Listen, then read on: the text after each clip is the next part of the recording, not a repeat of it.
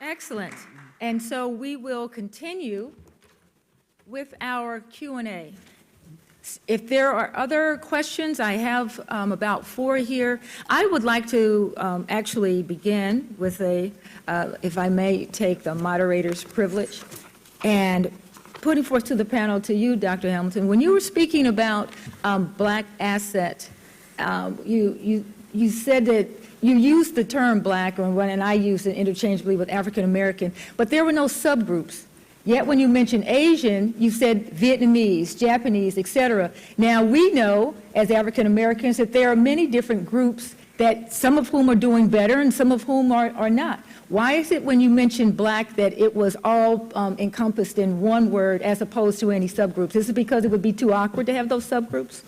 Absolutely not. We are not afraid to examine issues that might be controversial. Indeed, the survey in Los Angeles, as well as in Washington, D.C., and then forthcoming in Boston. We have a 5th city coming aboard in Boston. We disaggregated the black group as well to those that are traditionally U.S. slave descendants versus those that are Caribbean American descent versus those that come from the continent of Africa. Unfortunately, with time constraints, I got the wrap-up side. I have limited opportunity to present. Oh, you're going to blame me for that. Exactly. Okay. All right. Limited opportunity to present those results, but I can give you some highlights. There is some variation amongst the groups, but there's no persistent patterns of variations. You'll find that in some assets, some groups some of the blacks disaggregated will have slightly more or differences in assets ownership patterns than others, but within the black population, there is indeed variation, but frankly, I'm not prepared to pronounce right now without further discussion of the survey results. Indeed, we got the survey fairly recently, so these are preliminary results, that there is a substantial difference amongst the population. But we will investigate further. Thank you. Thank you. And now to your questions. Dr. Shapiro, involving the tax code. Dr. Shapiro listed tax code as 3rd after home ownership and work, but isn't tax code central and perhaps should get first priority attention?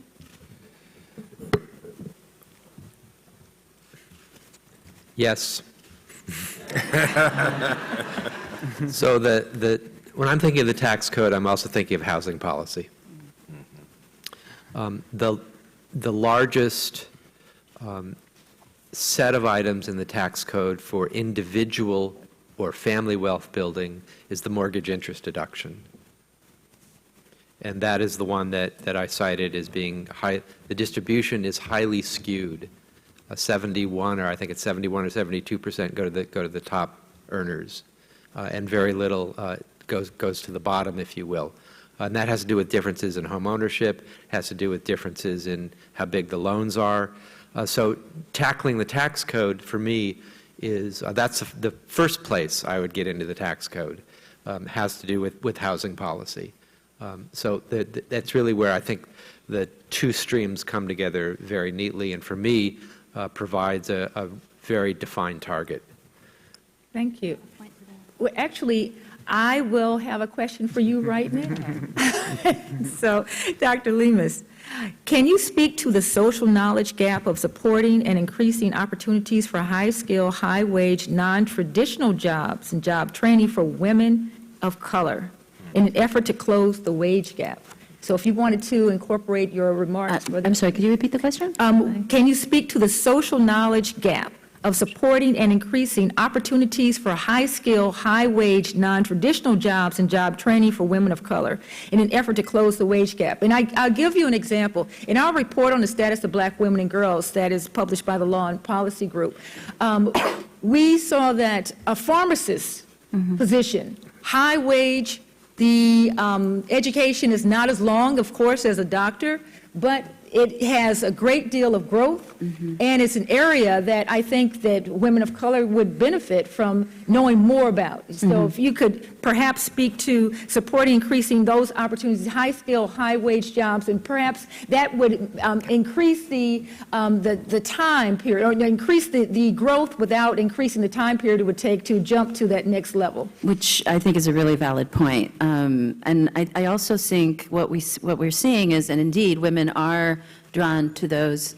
types of, I guess I want to say academic endeavors that will ultimately become a job and pay higher wages. I think, though, even with that happening and getting women into these non-traditional jobs, where, requiring STEM, science, technology, engineering, and math types of education, it has to start early on. We have to start discussing this with as you said, our girls at an early age. There are other social aspects that play into this that are challenging. Young ladies, we're trying to encourage them to be bold and to not think about, boys. But the reality is it happens, and unfortunately it moves them aside from this pathway because being too smart is not always a good thing, from certain perspectives socially. So I think the more we start at a younger age, we educate, we support them and push them into this area, I think this is totally, it's actually a very good point and beneficial one. But I also think that we have to think of women who have maybe not, maybe are middle age or mid-20s, mid-30s, who are looking to change their position. A lot of single mothers are out there, and this is where we get into the challenge. Even if they do track into that, oftentimes you see that they will accept a lower wage because they need more flexibility so that they can take care of their families, which goes to your point about having those kinds of support pieces and benefits, not just raising wages, but also really examining from the Department of Labor's perspective, things like the Family Medical Leave Act, which we did in order to extend it to a broader group of folks so that they'd have the ability to stay home if they had to and not pay a financial price or lose their jobs even, which often happens, especially as our families become increasingly intergenerational. So I think the gender piece is a little bit of a challenge. It always will be. But it's not to say that this type of innovation shouldn't be tracked. I will say this, though. I wanted to add to your comment on taxes. I think one of the things we also need to think about tax-wise is issues like corporate taxes and some of the tax changes that were done under the Bush administration that might be reviewed. Apparently, the Ways and Means Committee on the House side just basically allowed 6 extensions to go through that mean $390 billion a year that are not going to be going into the economy. So I'm going to go back to my point about politics. Politics do matter. Excellent. And Reverend Yeary? Yes, ma'am. You mentioned looking at banks' underwriting standards. The CRA, Community Reinvestment Act, is supposed to do this, but the regulators grade on a very relaxed curve. Last year, all the banks passed. What can we do about it? That's an interesting conversation. That's a real-time conversation. I would probably take a different approach to addressing the CRA dilemma, and it is to look at the unintended consequence of stressing community banks trying to bail out the big banks. So for many community organizations, community banks were the point of access to capital prior to the economic collapse of 2008. With the more stringent regulations imposed by Treasury and the stress test, many of the loans that community banks would make, many of them secured by real estate, are now difficult to make, number one, because real estate has been written down in terms of its value. You have to make up the difference against your loan loss reserves in cash to make sure that the bank is not compromised. And so community banks that have had underperforming community-based loans, non-performing community-based loans, are now stressed because they can't rehabilitate the loans as the big banks were allowed by taking the toxic assets off the balance sheet rehabilitate them and put them back, which then freed up the gap to their loan loss reserves, allowing them to put new money on the street, but more restrictive in terms of who they would lend to.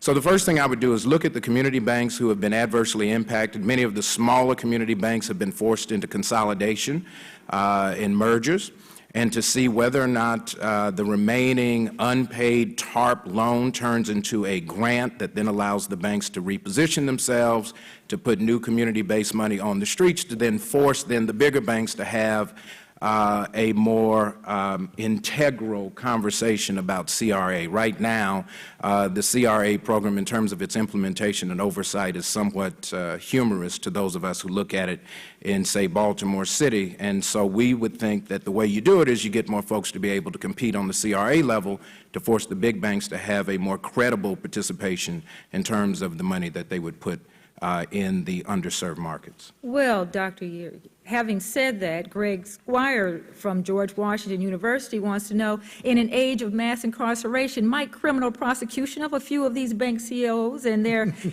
wouldn't that incarceration encourage more ethical and equitable lending? Greg Squires? It's a good start. It might. I think the deterrent, you know, I deal with the redemption factor. So you know, I take a different approach. But I think accountability is really the question. How do you hold folks accountable for the way policy is implemented? And I think there also ought to be accountability for how policy is developed.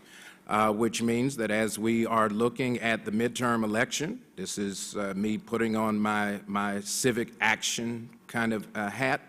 One of the things that was interesting is we're in the commemoration mode of a lot of the movements since the War on Poverty in '64. You've got the Voting Rights Act in '65, you got the Civil Rights Act of '64, you got Fair Housing in '68. One of the things that happened was the Kerner Commission had to examine what were some of the contributing factors to the uprisings that happened in those difficult summers of the mid-'60s. That was one of the years. '66 was the year I was born. And one of the things that they found out is that true progress in terms of closing the policy gaps and the access gaps were in areas where there was the ability to swing an election. And until we get back to voter participating in numbers that forces a more credible conversation around what policies are going to be advanced, under-participating in any election only leads to an endorsement of status quo. And so looking forward to kind of the lackluster excitement of the 2014 election around what's going on in this great city, I think it forces us to consider what happens if everything were to remain the same with the last 2 years of President Obama's second term. I would anticipate that short of there being a demonstrative participation in all sectors, that you're going to see gridlock that is incomparable to anything we could have ever imagined around advancing policy for the least of these. Okay. Dr. Shapiro. Talisha Taylor from the Center on Budget and Policy Priorities has a question, and I'm going to fold into that another question to you. Darrick Bernstein, Senior Fellow at the Center on Budget and Policy Priorities, believes that with full employment, the economy will grow and wages for all social classes will begin to increase.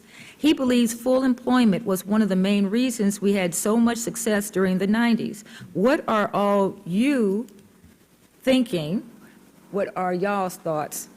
Yeah. What are y'all's thoughts? Is this something you should strive for? So how do we go about achieving this? And in addition to that, of course, here we'll go to Dr. Lemus as well, since it deals with labor. Dr. Shapiro, you mentioned a 700-page book. What does that mean for closing the wealth gap? A 700-page book? I don't think that might be the kind of light reading needed to go out to be great ambassadors for these policies. So if you two wouldn't mind embarking on that, the Darrick Bernstein's view that full full employment is the answer? I'll try to jump in after if I can. Okay. Well, it's going to take me a while. Page 1 of the book. Well, you know, I have Dr. Maya Rockemore here, who is going to make sure I stay on track. So let's jump to page 699. We'll get right to the Shapiro summary. So in our analysis about what's driving the racial wealth gap, the second largest factor are dynamics around income and work. And I talked about that a little bit in terms of not just the work and the pay, but the structures and benefits that provide escalators for families to build economic security, both the income and the wealth side. So maximum employment, no matter how we get there, is going to help put us on that pathway. But again, in conjunction with Jared and my good friends at the center, those policies need to talk about not just full employment, but the structures around that employment that provide those built-in, if not mandated, escalators that provide economic security for the future. So I think that is all really critical. And I think that as we should begin to stop thinking of the United States as if we are a poor nation, because we're not a poor nation, and think about where our investment should go, I think that full employment is one of those goals easily within reach, but it's really, as Gabriela would keep reminding us, it's in the political and it's in the policy sphere. It's about will. Okay, Matt? Gabrielle? So I would also build on that and say it's not just about full employment, it's about good paying jobs. Good paying jobs that require different skill sets, that require an educational foundation that is maybe a little bit different than the one we've been focused on in the more traditional pedagogical sense. And again, going back to the issue of digitized, I think we have computer chips in just about everything we do. Even if you're a construction worker, you got to have some sense of how to run the machinery, et cetera.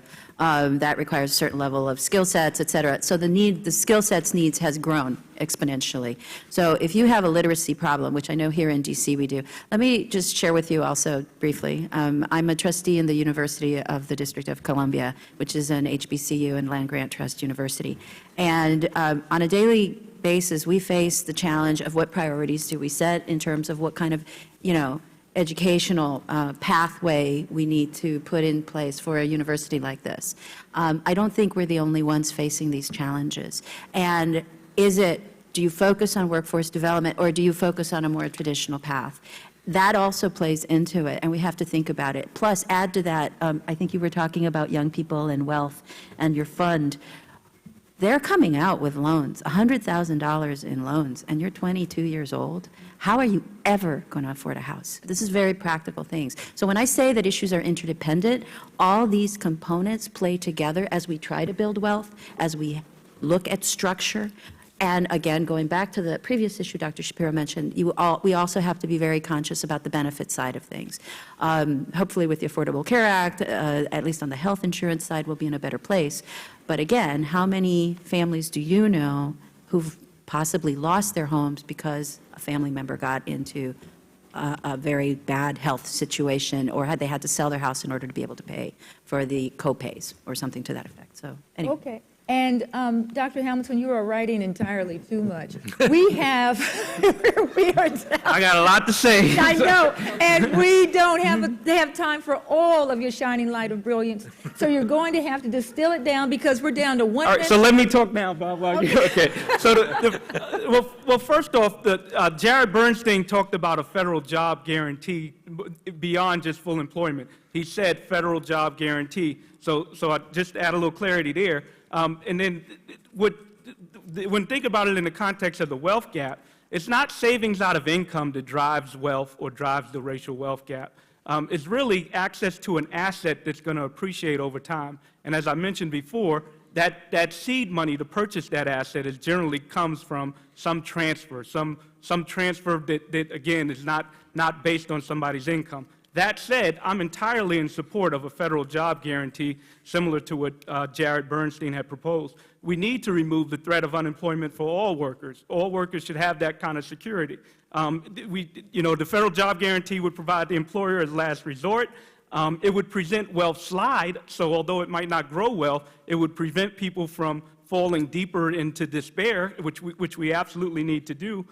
It would allow stigmatized populations who have been structurally limited in their ability to get jobs in the private sector, the opportunity to get jobs in the private sector. And again, it's not to replace the private sector at all. It's to give labor an additional bargaining power in their interaction with capital in the market sector, in the employment sector. And it would be productive work. The country needs infrastructure development, both in terms of physical as well as human capital public infrastructure development. And if I had more time, I'd go on and on and on. You but know I'll what? stop. And what I'm going to do is give each one of you the opportunity in one sentence. Now, we have a minister and doctors of philosophy. So one sentence, and we'll go through, and I want to say, the question is, poverty is a multi-headed hydra. However, what would the panel members consider as the single initial starting point in one sentence, Dr. Shapiro?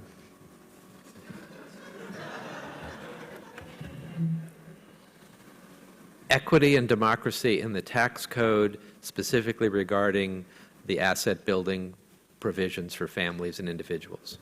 Wonderful. Dr. Lemus. All right, I actually wrote it out. The economic plight of working families ought to be our core concern. Reclaiming a fairer society means removing obstacles. Restoration of a constructive government that takes a leading role is key. The problems are mainly political. Dr. Hamilton, watch the semicolons.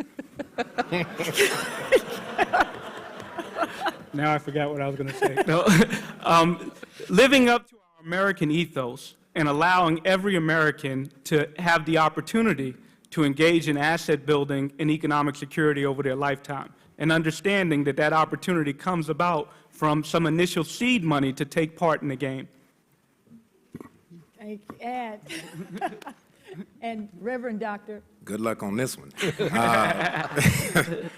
A fairer access to capital policy, beginning with a fully functional national development bank to provide resources to redevelop the most at-risk neighborhoods.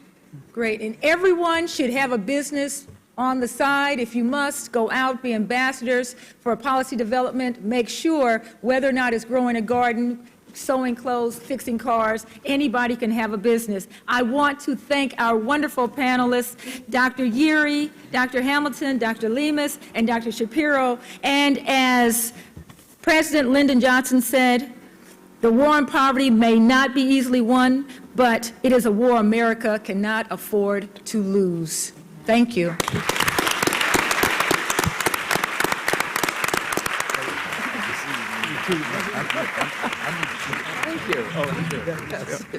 Thank you, Gloria, for moderating an excellent panel. Thank you to all the panelists again. Let's give them another round of applause. While you take a stretch break in the audience, I'd like to ask our next panel to come to the fore. So we'll be back in about 5 minutes.